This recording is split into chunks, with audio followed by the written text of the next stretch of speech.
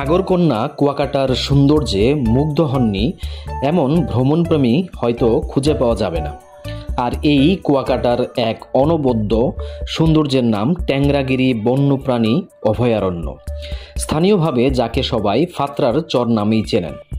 কোলাহল মুক্ত নির্জন এই চরটির অনাবিল রূপ লেগে থাকবে আপনার চোখে বহুকাল। কুয়াকাটা ভ্রমণে গেলে তাই এই চরে আপনাকে যেতেই হবে।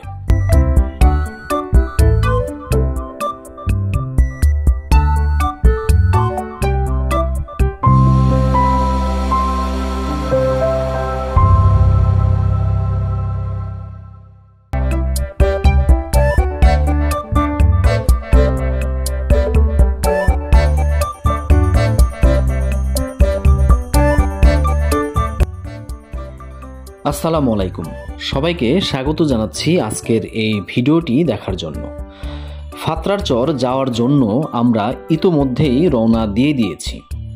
আর এই যাত্রায় আমাদের প্রথম গন্তব্য আলিপুর ট্রলার ঘাট।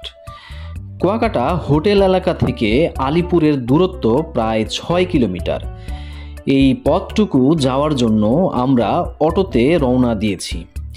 ভাড়া জনপ্রতি 40 টাকা, তবে সময় ভেদে এটি উঠানামা করতে পারে আর সময় লাগতে পারে 15 থেকে 20 মিনিটের মতো।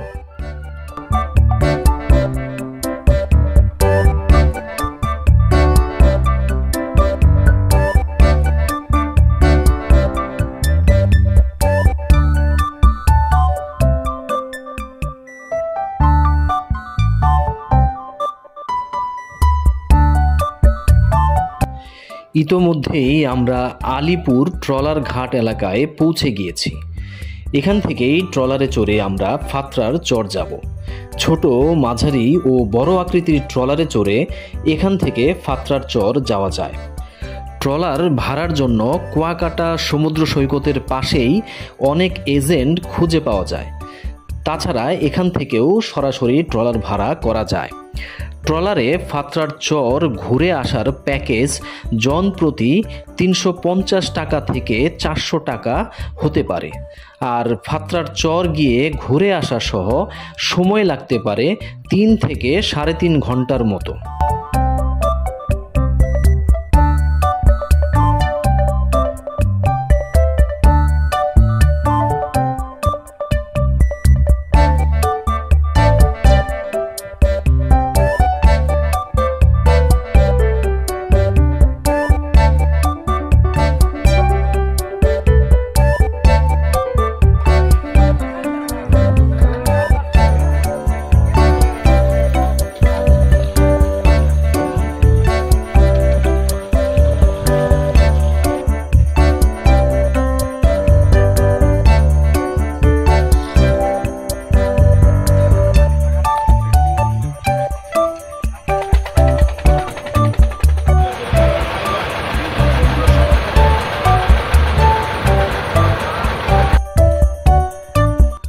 আমরা একটি মাঝারি আকৃতির ট্রলারে চড়ে ফাত্রার চরের উদ্দেশ্যে রওনা দিয়েছি।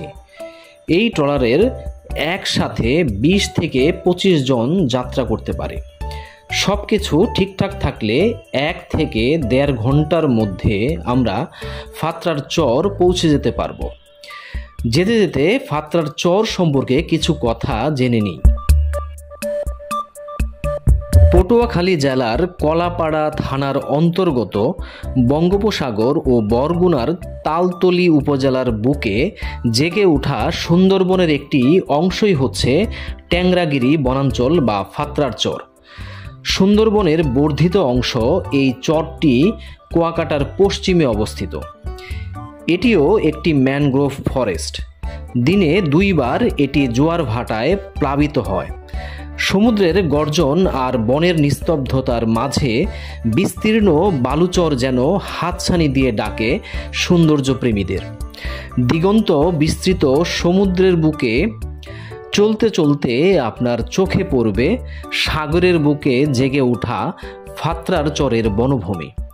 এ যেন সাগরের বুকে ভাসমান কোনো অরণ্য।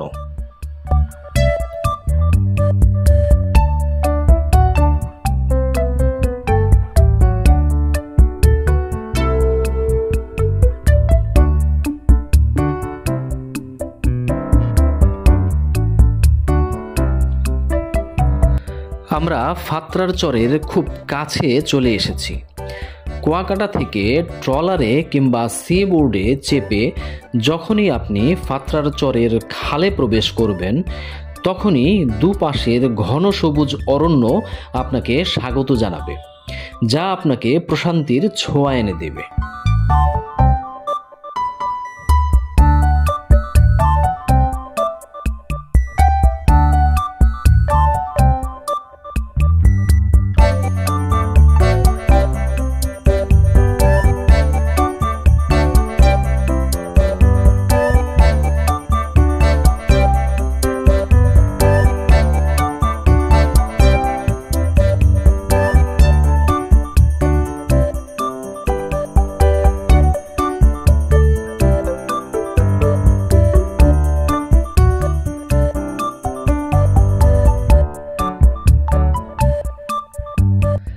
ট্রলারের জেটি পেরিয়ে কিছুটা চরের ভেতরে ঢুকলেই চোখে পড়বে বন বিভাগের স্বাগতম বার্তা ও তথ্য সম্বলিত সাইনবোর্ড এবং পর্যটকদের বিশ্রামের জন্য ছাউনি।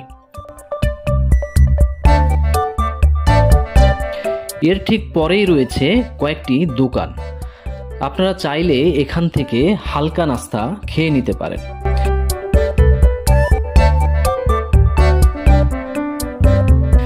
আর একটু পরেই চোখে পড়বে শান বাঁধানো একটি পুকুর ও বন বিভাগের নির্মিত ছোট্ট একটি রেস্ট হাউস এবং একটি মসজিদ।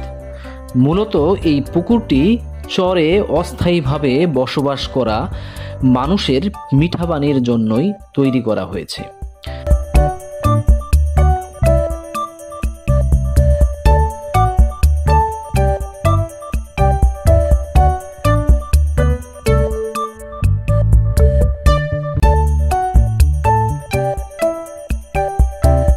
পুকুর পাড় দিয়ে কিছু দূর এগিয়ে গেলেই পেয়ে যাবেন আপনি নির্মিত সেতু। এই সেতু পেরিয়ে রয়েছে ঘন গহীন অরণ্য। প্রকৃতির নিস্তব্ধতার মাঝে ক্ষণে ক্ষণে বনের গহীন অরণ্য থেকে ডেকে ওঠা পাখির ডাক শুনে যেন আচমকাই চমক ভাঙায়।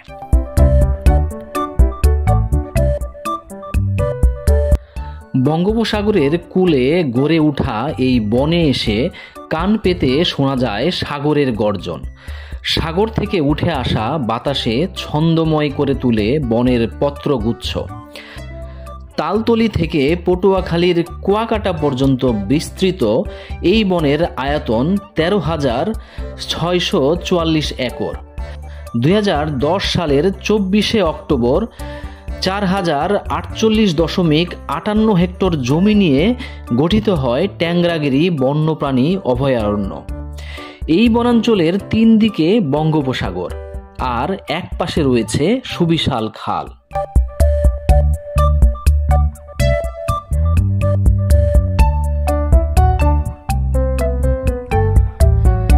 ফাত্রার বনকে 1960 সালে বাংলাদেশ বন বিভাগ সংরক্ষিত বনাঞ্চল ঘোষণা করেছে। 1966 সালে যার নামকরণ করা হয় ট্যাংরাগিরি বনাঞ্চল নামে।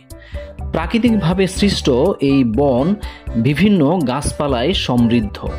কেওড়া, গরান, গেওয়া, ওরা প্রভৃতি শ্বাসমূলীয় গাছ হচ্ছে এই বনের প্রধান গাছ।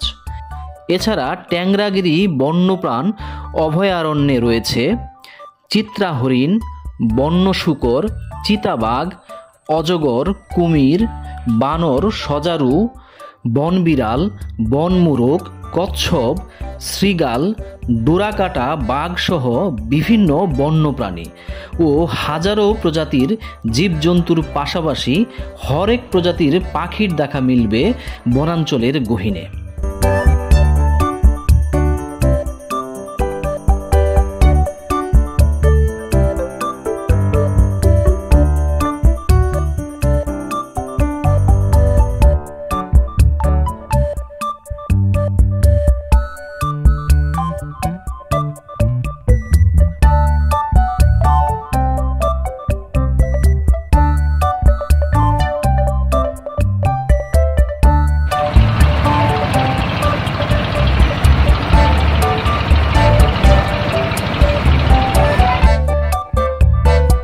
ফিরতি পথেও আপনি খুঁজে পাবেন অনাবিল সৌন্দর্যের ছোঁয়া। ফাত্রার চরের পাশ জুড়েই সাগর পাড়ে আশ্রে পড়ে বিশাল ঢেউ। হেলে পড়া গাছের কাণ্ড, পাখি আর সবুজ পরিবেশ আপনাকে ভাসিয়ে নিয়ে যাবে মুগ্ধতার জগতে।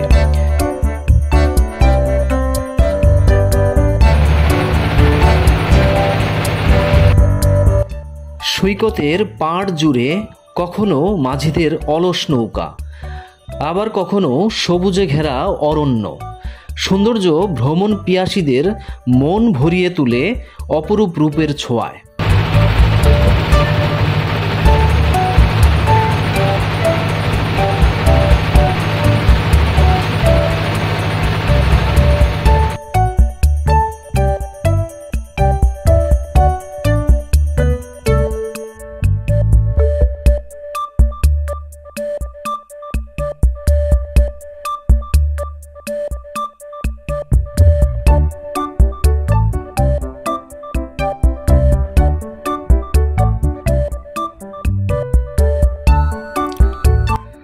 ফিরতি পথেই ট্রলার থামিয়ে নেমে পড়তে পারেন লাল কাঁকড়ার চরে, যা আপনার ভ্রমণে নিঃসন্দেহে বাড়তি আনন্দ যোগ করবে।